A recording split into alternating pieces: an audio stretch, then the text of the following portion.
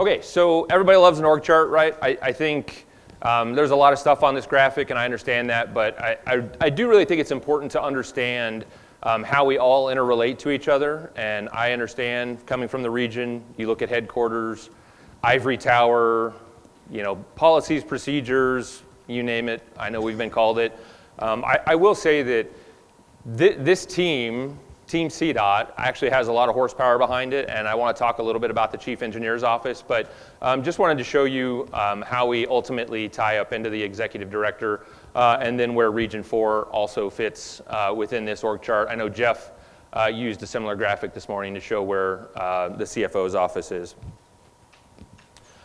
So zooming in a little bit, here's the Chief Engineer's reporting structure. So Keith is at the top. And then Keith has all of his direct reports. I think the one that maybe folks don't quite know about is the technology and data services. And so this chief engineer is all about data. And so he has Greg Miller and his team. Rachel Davis is really the one who is helping us mine for data. And so we're going to talk a little bit more about it in a coming slide. But that's one of the reasons we're so interested in pulling all of this information that the regions have at their fingertips. PRTO, Brian Metzger, he's got PM Web under him as well. And then Bridge and Tunnel Enterprise, Traffic and Safety Engineering, and then Marcia Nelson's unit with the Office of Environmental Justice and Equity. So I've also got some direct reports under me. This org chart just got published actually a couple weeks ago, and it's already out of date. So Alternative Delivery Services, Matt Pacheco retired at the end of December. That position is going to be advertised at the end of this week. So Abra and anyone else in the region who's interested in coming down to headquarters. But nonetheless, going to backfill that, and had a lot of questions on progressive design build, absolutely chasing after it. We got an opinion from the Attorney General that we can use our current legislation to roll it out. So we are actively chasing getting progressive design build stood up. The one caveat with that is we want to do it right. I don't want to just throw it against the wall and hope it turns out okay. I want to make sure that we have a manual and an understanding of how to actually deliver progressive design build properly. And then you'll see the rest of the group. I just want to say that this team, the amount of expertise housed in these groups is unbelievable. And I know that Katrina talked a lot about different technologies and different innovative design or construction standards. Not everyone needs to know everything about everything we do, right? And so what I would say is, ultimately you need to know where your resources are. And so if you need help with something, if you have a question, whether it's something as simple as a change order or something as complex as, progressive design build or CMGC, I think we have the talent within my group to help you. And so I would just encourage you to think about us and ultimately reach out and try and get that support. And so I just want to tout my guys and gals that they are a fantastic group. I think you guys interact a lot with Marcy Gray. I think she does a great job. She's with the contracting group. And ultimately, I know she does a good job because if she doesn't, I hear about it. And hey, could you have Marcy get this pushed through really quickly? So Marcy's a great asset to have on the team as well. All right, so these are last year's chief engineer priorities. These, I think they're awesome. I think they were great. They were very high level. Keith was very new in his position. I was brand new in my position. And so pretty high level overall priorities, but it's all about the employees, right? If we don't have employees who are engaged, happy, they're ultimately not going to be able to help us move our mission forward. And so we strongly want to work with not only our staff, but also the RTDs and region program engineers to make sure that we get employee development and job duties to a place where people want to be here, that it is actually the employer of choice. We also, so this third bullet is a little bit what we talked about, touting my folks, is that I want to make sure that people understand that headquarters has a lot of expertise and ultimately can help deliver the program that we put in the region's hands. I'm not going to read every single one of these. I think the one I want to talk a little bit more about is the advancing transportation safety. We've got some slides coming up here in a second. You're going to hear it from me all day. I know Katrina just talked about it. I know RTD Paddock talked about it earlier. Safety is a culture, and we can't build a culture without talking about it, and ultimately some of that involves just repetitive information being put into your head. So that was last year's. Here's this year's, so 2025. So what you'll notice is the main bullet points are pretty much the same, but we have a lot of subcategories that we're trying to focus on as well. And so that employee engagement and communication, we have upped our interaction with your region RLT, so with Heather and Keith and the PE3s, we want to try and make CDOT better. And so one of the ways we can do that is get feedback, to have a two-way street, right? We want to hear from the region what is and is not working. We also want to let the regions know, hey, this might be coming your way, and we understand it's not desirable. Buy America, build America, not desirable necessarily, but you know, it's something that we need to roll out, and so what's the best way that we can roll it out? So a lot of communication. TETP program, I think what we're finding out, we're talking a lot to the RTDs about project management training, and I think a lot of project managers in this room, I think we all started someplace, and the goal is ultimately to make sure that as we have new project managers in the pipeline, that we have a way to get them trained up on the way CDOT does business. And so we're working hard with existing resources. So I think if you go to Learning Lane and you take a look at all the training that's out there, there's a lot out there already. But we're also looking at what we can roll out in addition to that to help support the RTDs and ultimately get that CDOT specific training put together. So how many folks in here know who the Region 4 area engineer is? Who is she? Good job. All right, so she is in my group. She is awesome. I think she's a great resource. Just going to continue trying to push you guys to get the support. When you have a question on a difficult situation on the construction side of the house or even on the design side of the house, she's a great resource. And what I can tell you is what we're working on is making sure that the customer service follows through, right? So if you have a question and she doesn't happen to know the answer, we're going to make sure we get an answer for you and we're going to get back to you. And so that is what I want to tout is when you need support, please reach out and we will get back to you and we will provide the customer service. That's what our goal is customer service for the regions. I think the local agency program, that's another item I want to talk about. So we just met today with Ryan Sorensen, who is the local agency area engineer. We know the delivery of local agency program is very difficult. We understand it's cumbersome.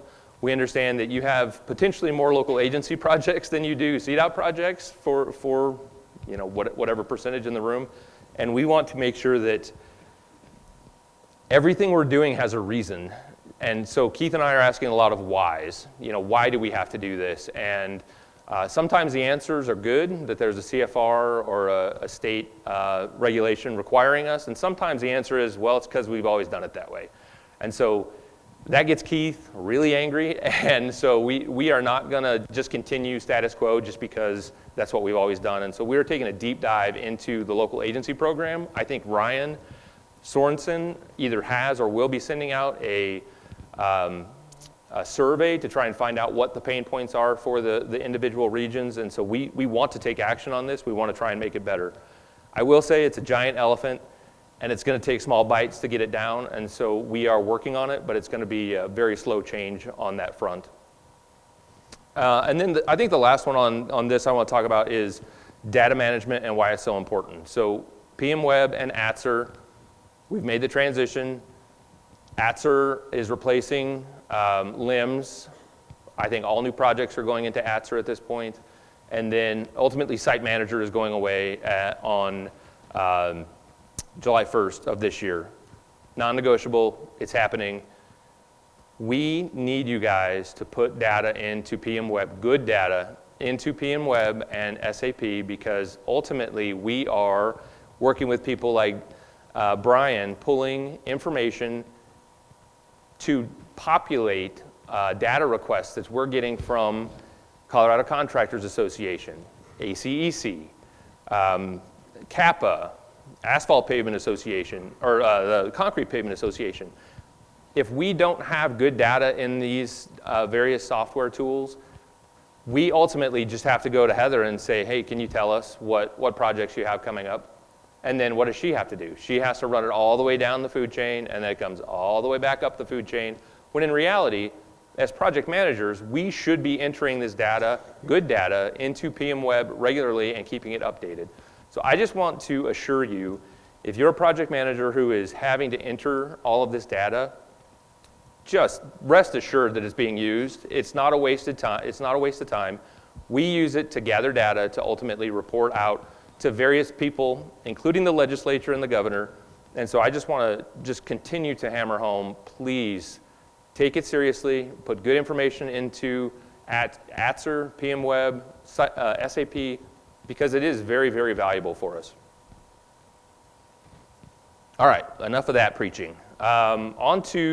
So our wildly important goal number one is advancing transportation safety. I know RTD Paddock and Katrina both hit on some of this already, so I will take a little different angle as we look at it. But ultimately, the graph on the right is the lower number in orange is fatalities in a given year, and then blue is serious injury. So combine them, it's serious injury and fatalities.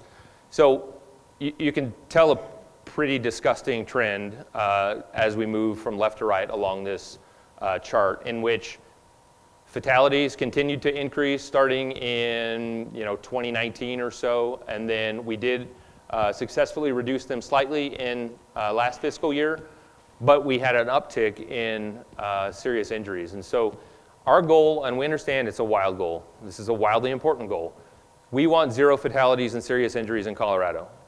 Now, is that a very difficult thing to achieve? It absolutely is a difficult thing to achieve. I would say that starts a lot with a cultural shift with your families, with your personal driving. Put down the cell phone, stop being distracted while you're driving, don't drive impaired, don't speed. I understand driving up here today, people are just ripping down I-25, and I understand it's dangerous to not be going with them, but really need to culturally shift the way we think about our safe system. And so I would just encourage you to start with that and talk about, I've started talking with my son, not in grotesque terms, but talking a lot about some of the fatality reports that come out. It's like, hey, another distracted driver, or hey, a pedestrian that didn't actually go to the crosswalk. They crossed mid-block, and so they didn't follow the rules. And so I think it's just shining a highlighter on some of these activities or some of these behaviors that are just not safe. So additionally, we want to advance the transportation safety using this safe system approach, and I'm not sure if you guys have seen this already today, but it's safety culture, safety roads, safe people, safe driving, and post-crash care. So these are within some of the things Katrina talked about, and then some of the things like the speed cameras all fall within this safe system approach, and so lots of different ways that we're targeting improving the safety of our roads. And so I know we talked a little bit already about the speed safety cameras, so I'm not going to go too much into depth with what they are. I think you see some of the data. We have data from other states that show how incredibly effective this technology is. Connecticut rolled this out. They had a period where they were first ticket you got was a warning. Second ticket for the repeat offender was the civil penalty. They issued 10,000 warnings. They issued 3 tickets. So the data is out there. This works. And so we are going to chase after it, and we're working on implementing this and rolling this out. It is, as Katrina said, we are not interested in making money on this. We ultimately want this to be a program that goes away, frankly, but we want this to be a program that statistically reduces the folks that are speeding and makes our roads safer. And so we are chasing after that. But with that, we know that there is going to be some pushback from the public, and I think we're going to get some negative PR on this. And I'm basing that mostly on the PR that we've gotten on our safety enforcement that we've used for our express lanes. So I think most people know right now on our express lane corridors, if you cross the double white line, you get a civil penalty that's a $75 fine. I don't think CTIO had any understanding of the number of people that were going to challenge that. And so Piper, the director, and all of her support staff are spending a lot of time in court defending the system and how we're implementing that. So lesson learned, right? So we're taking those lessons, and we believe this will probably be even more severe in the way this gets reported out and pushed back. But I do think, so as Katrina said, we're going to focus on work zones first. And so I think it's very difficult to argue these 4 points. And so this is kind of the public relations side of it. And so we're going to do a huge media blitz on this. And so safer kids, safer workers, safer drivers, safer roads. Those are the 4 pillars of why we're doing this. And I think it's really difficult to argue with the idea that you shouldn't be speeding through our work zones, and ultimately it's to make all of us safer. So you're going to start seeing this pretty soon. You're going to see a huge media blitz starting in the next couple months on this. We are still, I think there's one caveat. I'm not 100% sure that I-25 is going to be the first pilot project, but I know 119 is being looked at as a pilot. I think we're concerned about, so if you think about the number of folks driving I-25 or Floyd Hill, hundreds of thousands of people, right? And so we're concerned that as you put this technology out there, all of a sudden we're issuing hundreds of thousands of warnings. And I think we're trying to bite off something a little less challenging to start with. And so that's why I think we're trying to look at maybe a smaller corridor on 119, I think is on the list. But more to come. I think I-25 absolutely will get there. I think Floyd Hill will absolutely get there. And I think ultimately this will be very successful. This is not a gotcha program. We're required to put out 30-day notice that we are putting these cameras up. And so this is not, hey, maybe on a Monday we might be enforcing. That is not what we're trying to do. We're trying to educate the public to get them to slow down through our work zones. So this is really a schedule of where we're at. So the communication blitz starts in March 2025. As you can see, we're basically in February right now, so we've got some administrative rules and things that we have to take to the commission to get them approved and ultimately work on those pilot site setups and getting all that ready to go. But I think we're very, very close to being able to roll this out on some pilot locations.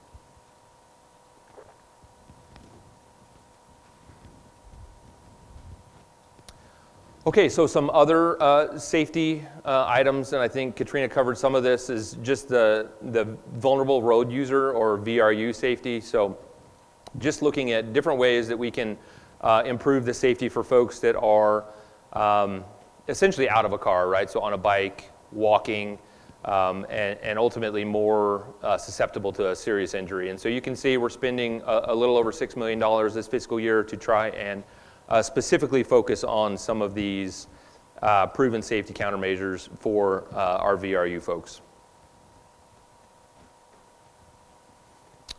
So this is a good one too. I think oftentimes we lose track of, we get some legislation pushed through, and then oftentimes we lose track of it and it's either not implemented correctly or it kind of loses the buzz around it. And so one of them is lane filtering for motorcycles, and I know, Heather, you've got some experience and thoughts on this too, but I think the challenge with lane filtering, and I think it's happened to all of us, it's happened to me anyway, is people are not using it properly. They're doing lane splitting, which I think that's the term, is lane splitting, where they are actually playing Pac-Man, so going down the skipped line while traffic is moving. So they're just moving faster than you, and so they're cutting between cars, and it's wildly unsafe, and that is not what the law approves. So this allows motorcycles to pass between stopped vehicles.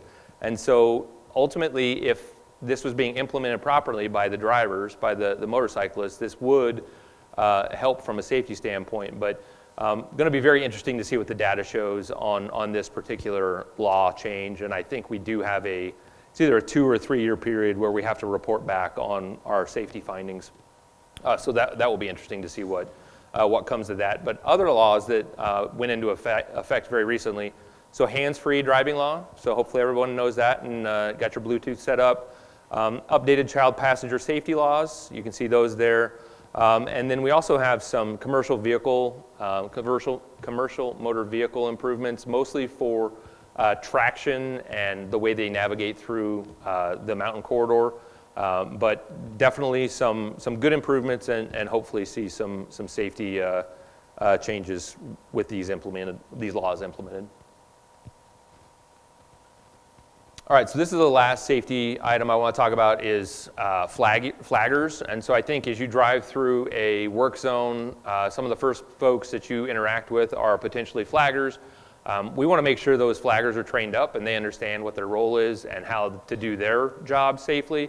And so we have put together a flagger certification program, and you can see it there. It's to ensure standardized training and certification for all flaggers in Colorado. So many times, even if it is a low volume road, low speed road, you get these flaggers who are not doing it properly and ultimately putting themselves in jeopardy and putting the rest of the traveling public in jeopardy. So really pretty proud of the number of flaggers we've put through this program, and I think it is improving our flagger operations in the state. All right, so some data on kind of our bread and butter, right? So the CDOT capital construction program. Some data on where we're at. So this is calendar year historical contractor payment. So I know we flip back and forth between fiscal year and calendar year. This is being reported out in the calendar year. And so in 2024, historic amount paid to contractors. And so we were $890 million, pretty impressive. And then the bottom graphic shows the various regions. So region 4 looked like $189 million or so in 2024. So pretty impressive amount of money that we're able to deliver through the various regions. So here is calendar year historical construction project advertisements. And so you can see a little bit of a trend here, right? So data showing that we're actually decreasing the number of project advertisements. So in 2023, we hit that low of 104. 2024, we bounced back up to 109. I think this year we're looking at an increased number as well, slight increase. But overall, you can just kind of see the trend line and where CDOT's project advertisements are. And then this is calendar year historical contract awards. And so that's the number of projects that are awarded in each calendar year, and you can see the total dollar amount on the bottom for those awards, and you can also see a trend line there, right? So even though we're advertising less or fewer projects, when you look at the amount that's being awarded, it's pretty significant and is going up. So just interesting data on the capital construction program, but looking for another really robust year coming up.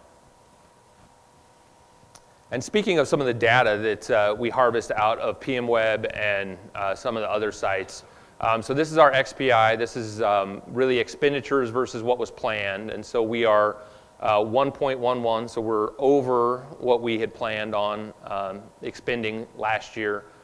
So baseline was at a little over 801 million.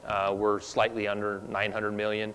I will say this does include, there was a little bridge over in region 3, I'm not sure if folks are aware of, that we found a crack in. So this includes approximately $90 million in spending on the Blue Mesa Reservoir bridge over in region 3. But overall, even with that out, we're at about 1. So pretty impressive year for the department.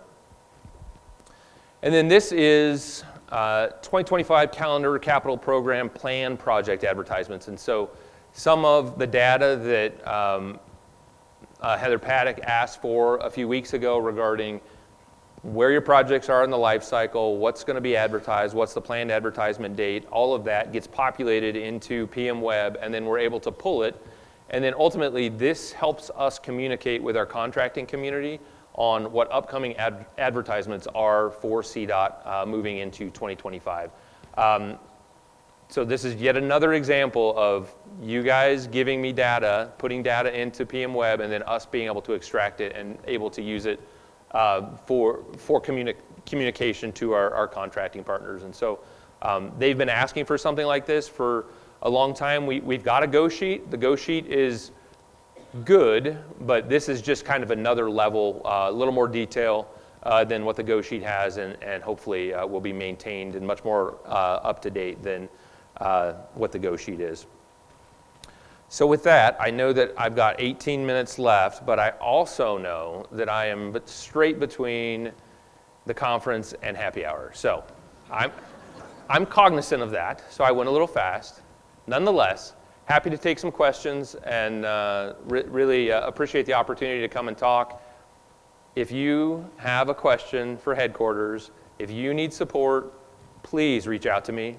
I will help you. We will get the help you need, and my door is open, and we love working with Region 4, and you guys do an awesome job. So thank you for all you do.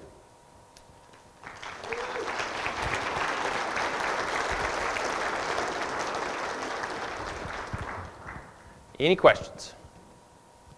And if they're hard, I'll tell Keith it's his to answer. Not you, Keith. Thank you, Bob. Saeed. So the last few days there has been some executive orders from the office of the new president. Have you heard anything, or do you, and of course this is just last few days, has the headquarters heard anything, and what's the consequences of some of the projects? Awesome question. More to come. I think our current marching orders are to move on, move forward with what we're doing. And so we have, I know everybody's talking about the grants being frozen as of today at 5, although I got an update saying that a judge is saying you can't do that to the new president. So more to come on that, but we're going to continue forward until we get more clear direction. I just don't think we're in a place where we can make decisive action one way or the other. And so, for example, Craig Whedon in the materials group has a low carbon transportation materials grant that is significant. I think we got $31 or $32 million. So we got it approved through the federal system. Everything was signed and ready to go. And now the question is it really ready to go? And we asked Jeff Sudmeier about it. We just don't know. And so we are still going to continue planning, and as though that money is going to flow the way it's supposed to. But a lot of questions, not very many answers yet. I think answers will come. We'll do our best to communicate when we find something out to obviously to the regions, but to our partners as well. I think it's a lot to figure out in a very short amount of time. Hey, Bob. Hi, Greg. On the contractor payments, does that include consultants as well as? Strictly construction. Strictly construction? Yes. Okay. Is that kind of information also available on the website? And we're working on it. Yeah, okay. Okay. So we, and full transparency, we pushed hard to get the contractor construction projects squared away from a data standpoint and get that information all ready to go and pushed out. So we're working on something very similar for professional services. And so that will, Galena, at the ACEC meeting, Galena asked me if I'd commit to a time frame, and I said no. But we're working on it. No, we know that it's needed, for sure.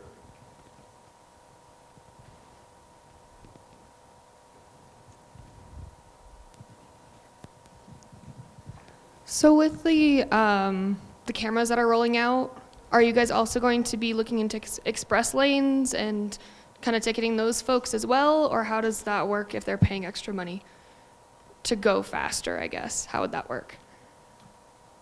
So just to be clear, we don't want people speeding in the Yes. express lane. Yeah. All right, so we're saying the same thing, I think. Yes.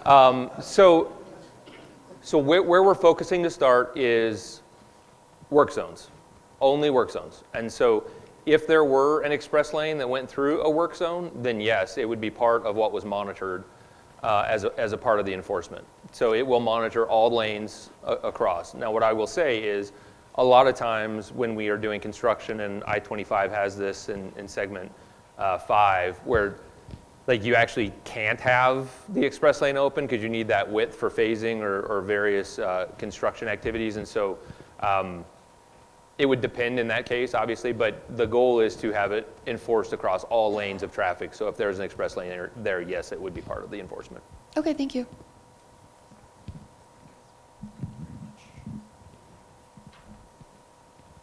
Anybody else?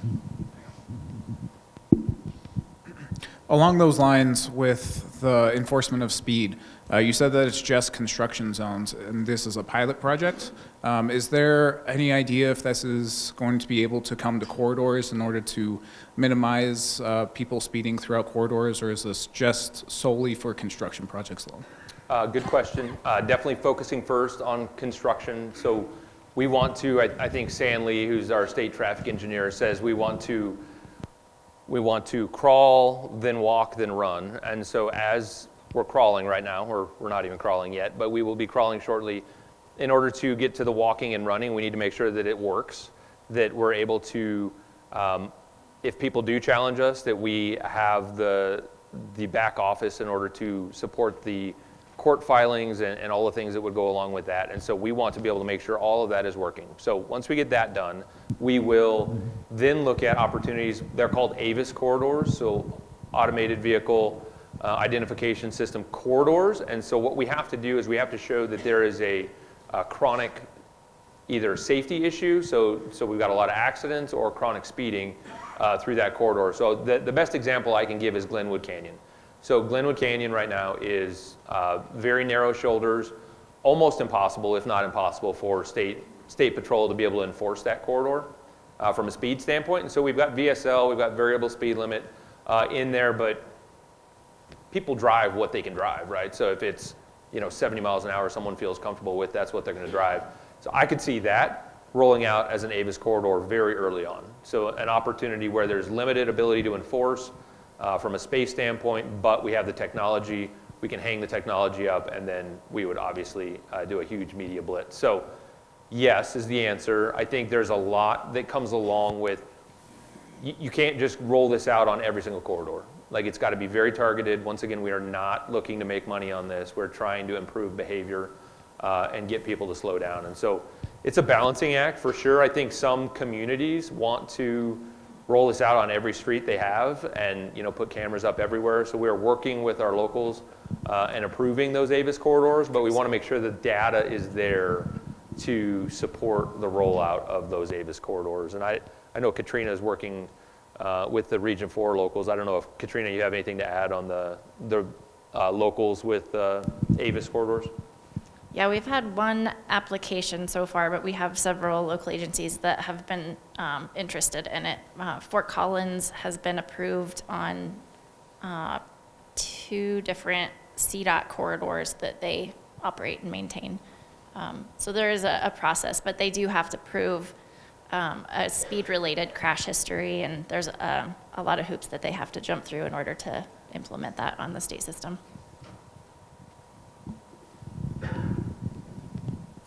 Other questions?